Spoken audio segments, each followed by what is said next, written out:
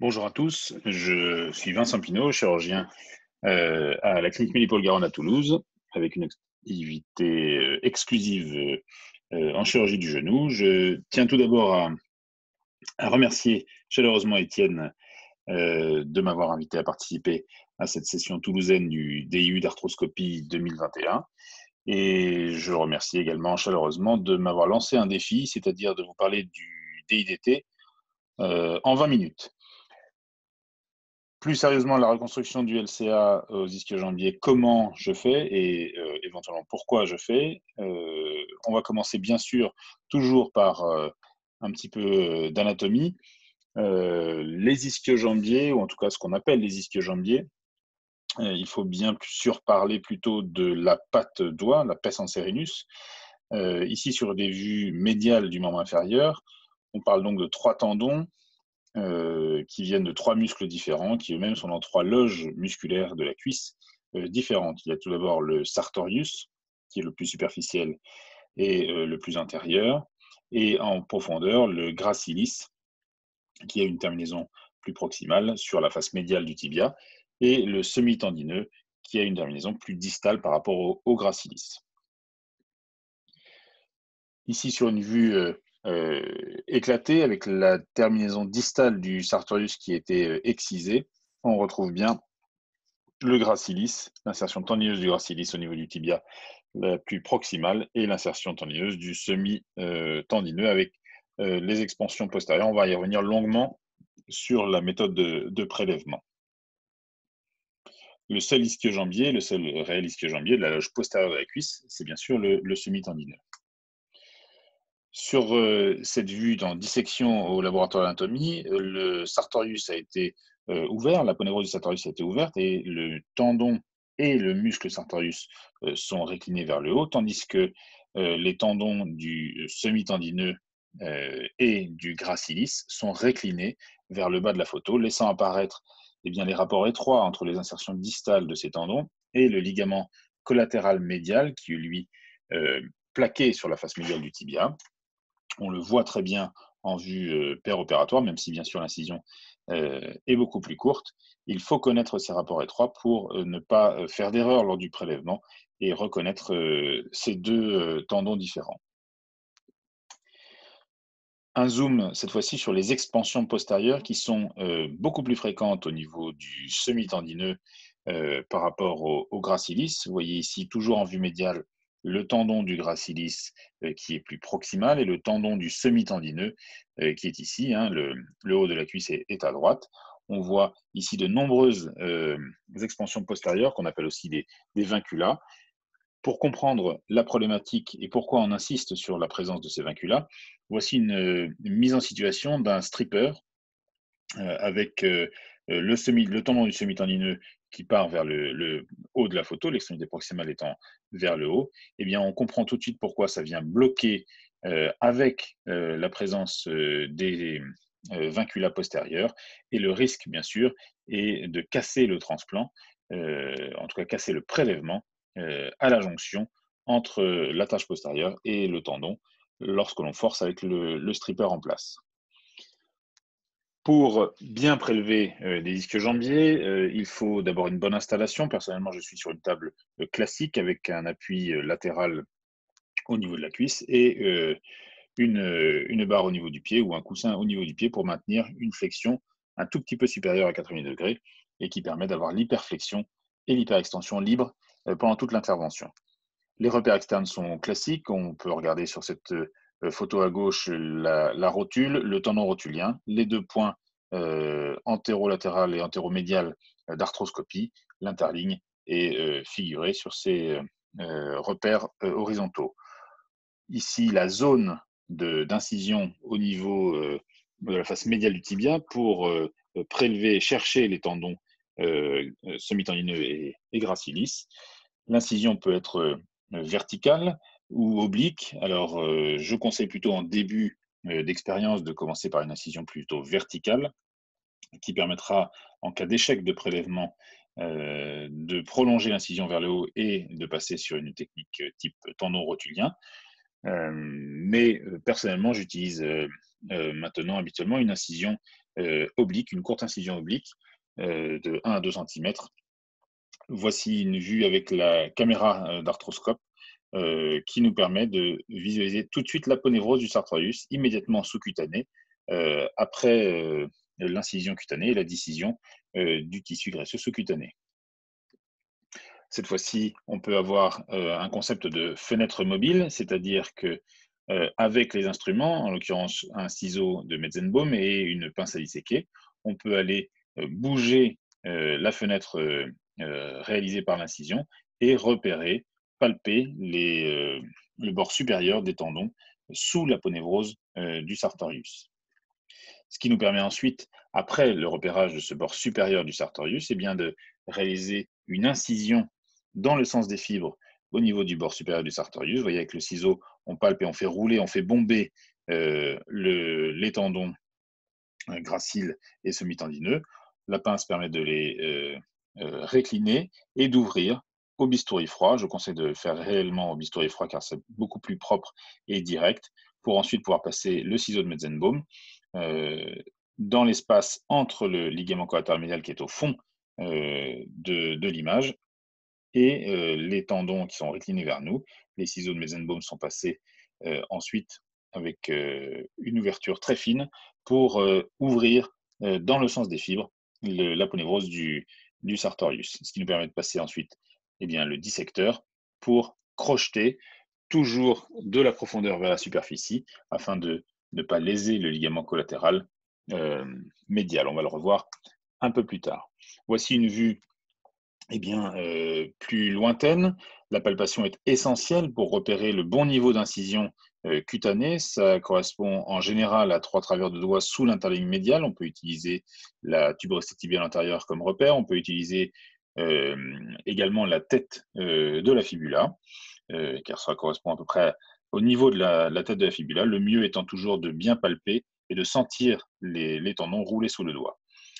On peut donc, comme je viens d'expliquer ensuite, déciser le tissu sous-cutané au ciseau de Metzenbaum et puis réaliser une réelle chambre de travail avec une compresse sous-cutanée en la frottant sur l'aponévrose du sartorius, qui nous permet d'avoir une visualisation beaucoup plus directe et ce qui permet de palper avec les instruments le bord supérieur du sartorius. Ici, il est attrapé par la pince à disséquer et le bistouri froid permet d'inciser le bord supérieur dans le sens des fibres, en prenant garde bien sûr de ne pas léser ni les tendons semi-tendineux et graciles, ni les ligaments collatéral médial. Vous voyez le Metzenbaum courbure vers le haut, afin de ne pas risquer de les léser également.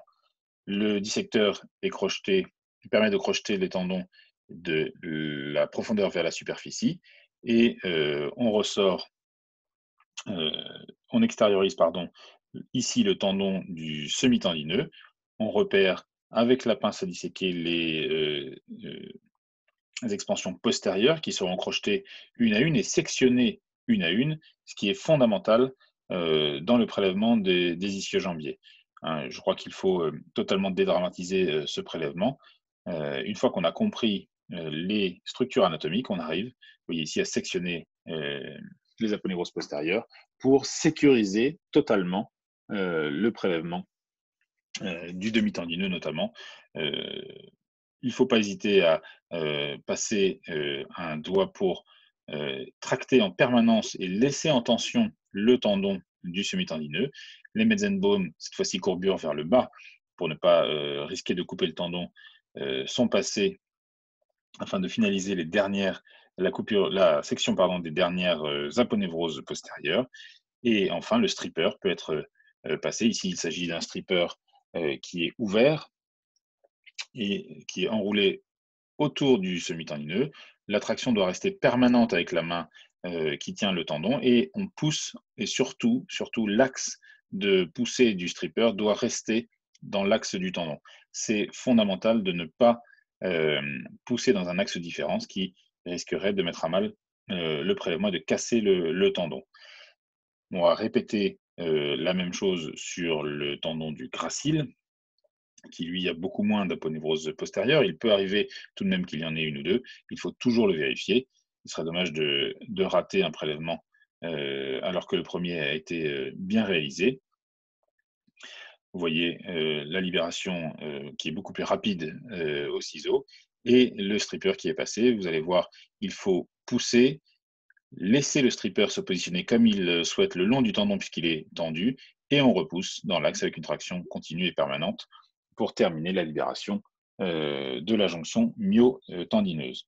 Ensuite, il suffit de nettoyer le tendon de ses fibres musculaires à l'aide d'un ciseau de Maillot, tout simplement, pour racler et enlever les fibres musculaires qui n'ont pas d'intérêt, bien sûr, pour la préparation du greffon.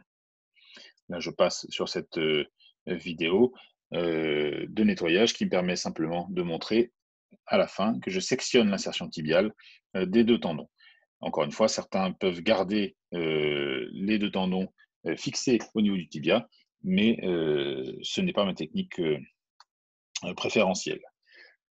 Il faut donc ensuite préparer la greffe et calibrer selon la technique choisie. Ici, en photo, un DIDT classique, 4 brins, c'est-à-dire que les deux tendons sont repliés en deux, faufilés au niveau fémoral par un vicryl et faufilés au niveau distal par un fil renforcé. Ce faufilage permet ensuite de calibrer la greffe selon la technique choisie avec des calibreurs qui sont fournis dans les ancillaires. Cela est tout à fait classique. Mes choix techniques pour réaliser une greffe au ischio-jambier, que ce soit un DT4, c'est-à-dire un semi-tendineux plié en 4, un DT3, un semi-tendineux plié en 3, un DIDT4, c'est-à-dire en 4 brins, ou un DIDT6, c'est-à-dire les tendons pliés en 3, ce qui nous donne une greffe à 6 brins. Eh bien, le grand principe, c'est la préservation des restes du LCA natif pour préserver la vascularisation et les mécanorécepteurs dont on sait qu'ils sont beaucoup plus présents au niveau du tiers distal et du tiers proximal qu'au niveau du tiers moyen. Je réalise un tunnel tibial complet out-in, ainsi qu'une logette fémorale borne in-out de 20 à 25 mm environ. Le 20 mm, c'est le maximum si on utilise une greffe courte afin de garder une longueur de greffe dans le tunnel tibial. La visée fémorale que je réalise est in-out, indépendante et sans viseur dédié. Pour moi, le prélèvement doit être à la carte, c'est-à-dire le moins agressif possible. Dans un premier temps, je prélève le semi-tendineux. J'analyse mon tendon, ma greffe.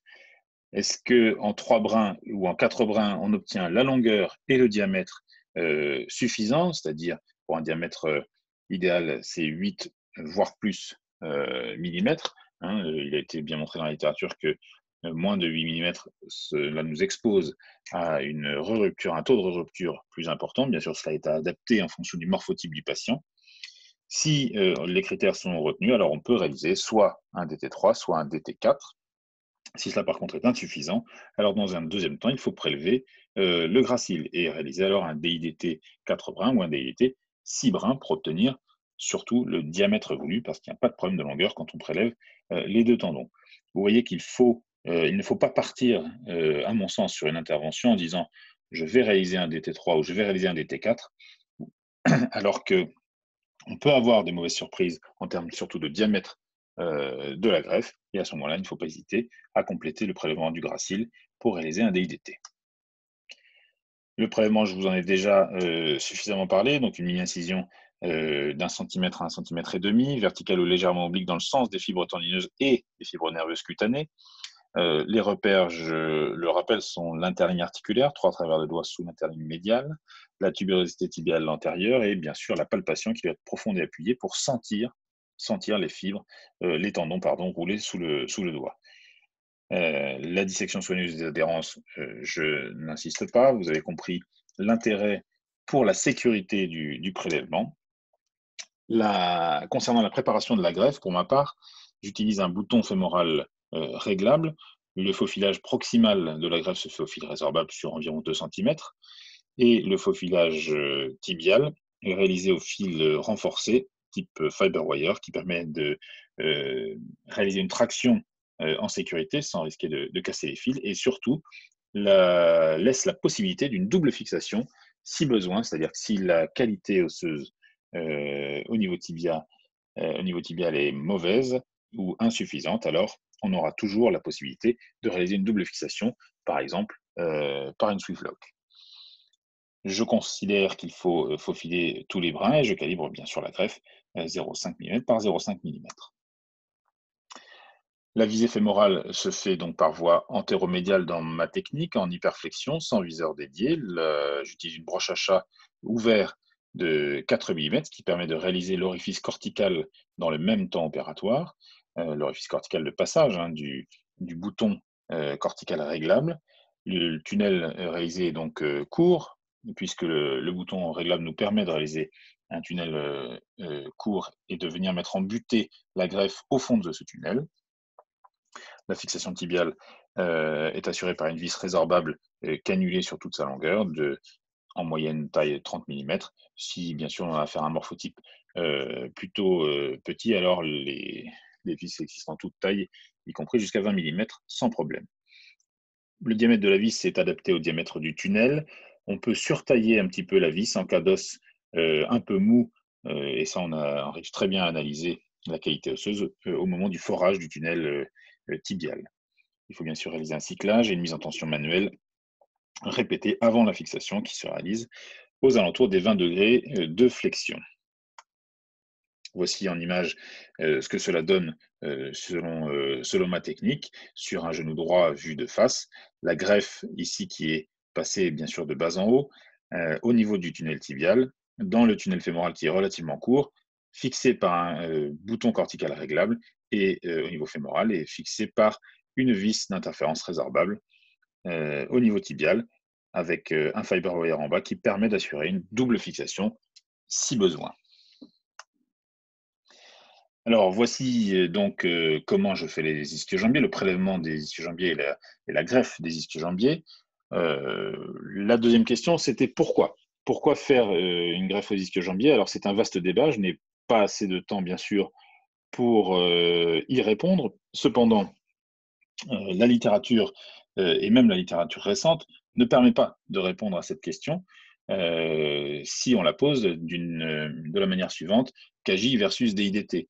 Je crois qu'aujourd'hui, ce n'est pas la bonne question, puisque on peut toujours discuter des laxités résiduelles, des taux de rupture, des morbidités de sites de prélèvement, de l'arthrose à long terme, des lésions associées, de la fixation primaire, qui est souvent critiquée, par exemple, sur les ischio-jambiers, et les différentes capacités mécaniques in vitro des différents prélèvements.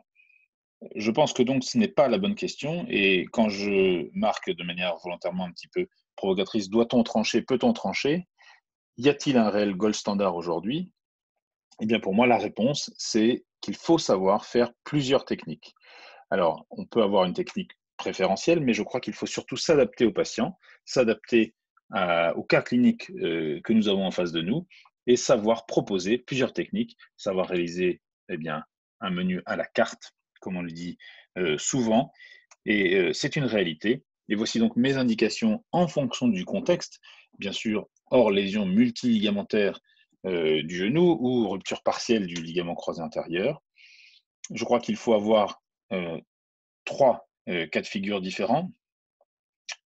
Le plus fréquent, c'est en bleu.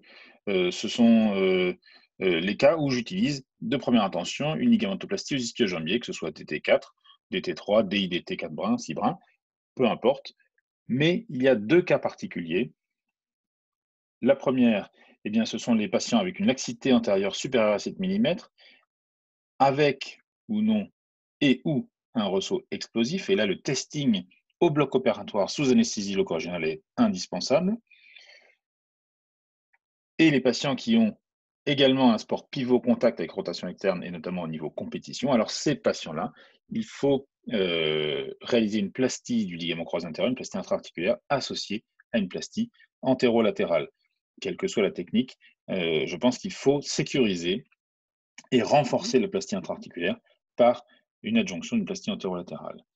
Le deuxième cas de figure, ce sont les patients jeunes dont on connaît le taux de rupture qui peut aller jusqu'à 20% dans la littérature après ligamentoplastie du croisé antérieur isolé. Alors, ces patients jeunes et souvent ces patients hyperlaxes, alors j'ai tendance à préférentiellement proposer un KJ ou bien alors un DITT plus reconstruction plastie antérolatérale.